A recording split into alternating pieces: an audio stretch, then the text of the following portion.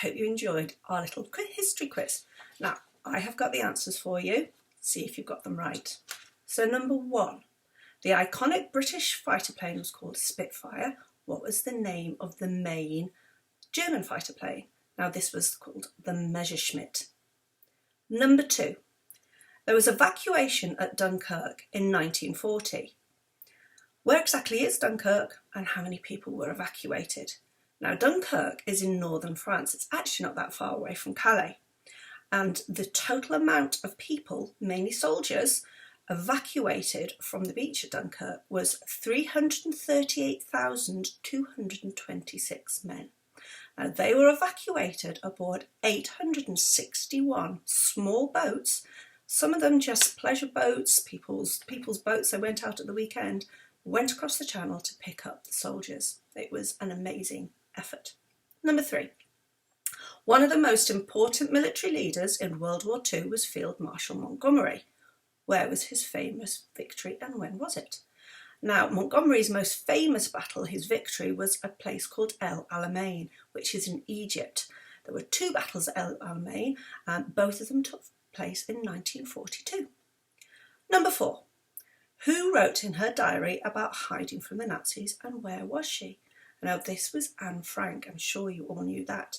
She was hiding in an attic in the city of Amsterdam, which is in the Netherlands. Number 5, what sort of air raid shelter was in the home? Now, it was a Morrison shelter that was in the home. People had to make it in basically in their front room, and people used to play ping pong on it. The one that was in the garden was called an Anderson shelter.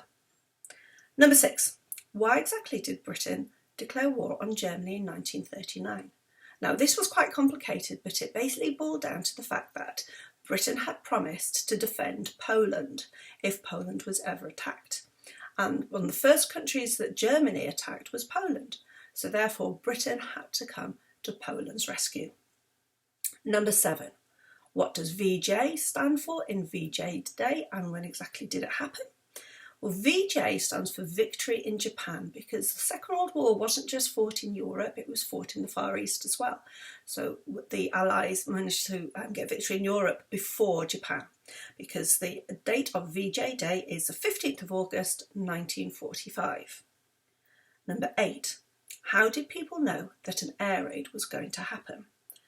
Well, people would hear the sirens. There would be a siren to let people know that there was an air raid about to happen, and they had to go to their nearest air raid shelter. Now, these could be underground shelters, it could be the Morrison shelter in their house, or the Anderson shelter in their garden. Number 9, which powers made up the Allies in the Second World War? Well, it was mainly the United Kingdom, or you can see my cat's woken up from his sleep there.